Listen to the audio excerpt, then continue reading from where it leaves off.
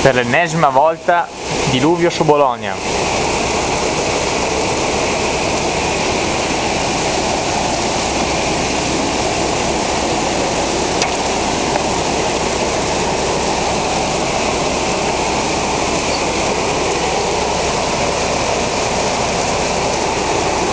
Speriamo sia di buon auspicio per il giugno che ci aspetta.